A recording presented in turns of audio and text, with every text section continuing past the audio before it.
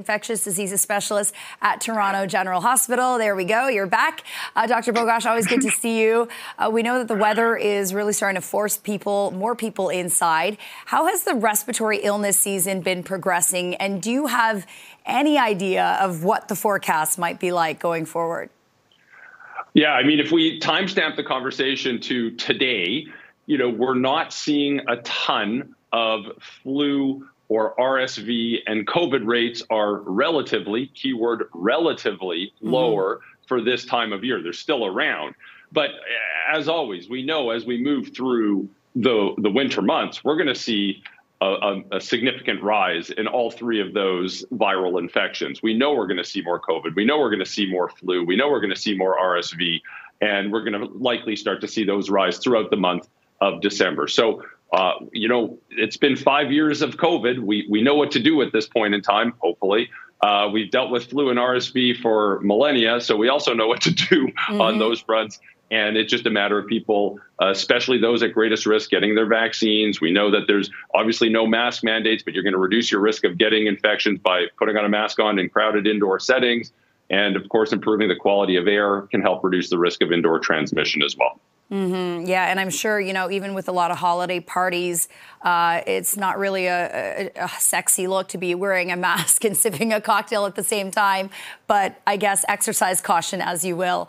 Dr. Bogoch, I know that many people have their holiday plans already booked. Probably a good time to focus on staying healthy while traveling. What are some kind of tried and true tips, especially from someone like you who does a lot of traveling? Yeah, I think the big thing is ensuring you know about where you're going. And, there's different infections and different risks in different parts of the world. Some places have, a lot of insect and mosquito transmitted infections, for example, malaria, where you might need malaria tablets to prevent infection. So I think the key thing here is not everyone has that information at their fingertips. It's important to speak with a travel health specialist, a physician or travel health specialist before you go, just to make sure that you're up to date on any potential vaccines you might need or take prophylaxis you might need. The other thing, too, is recognizing that not everywhere has the same high standards of sanitation and hygiene as we do. And if you're going to a place that has reduced levels of sanitation and hygiene, there's that old adage, boil it, peel it, cook it, or forget it. And that will help avoid a lot of gastrointestinal upset in many people's travels. Yeah, I got to create like an acronym for that so that I remember it. Boil it, peel it. What else? Cook it or forget it. Or forget it. Okay, I'll come up with something. And Dr. Bogoch, switching gears now, World AIDS Day happened over the weekend, December 1st, and it brought some alarming statistics to light. For example, there were 2,434 newly diagnosed cases of HIV in Canada last year. That's a 35% increase from the year before. So what's your takeaway from this? So HIV is still a massive global health problem and is, of course, still an issue in Canada. Everybody needs care, compassion, and we need to continue to work extremely hard to lower stigma, eliminate stigma, and lower barriers to care and lower barriers to people accessing preventative therapies.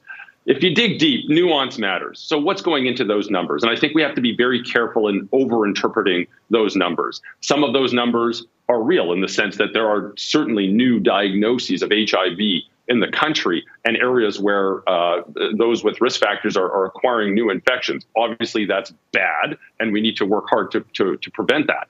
I think we also have to be mindful that there were some pandemic disruptions in testing, and some of this might be still related to testing artifact over the darkest days of the pandemic, and that many of those cases included in those numbers might be from new arrivals to Canada who are already aware of their HIV diagnosis. Of course, they still need care and compassion. I just don't think it's accurate to say that those would be brand new diagnoses acquired in Canada. So I think there's a lot that goes into those numbers, and we have to be careful in how we interpret them.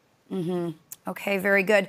Dr. Isaac Bogoch, always appreciate your time. Have a great first work week of December, and we'll chat again soon. Take care. Thanks so much, Jennifer. Thank you.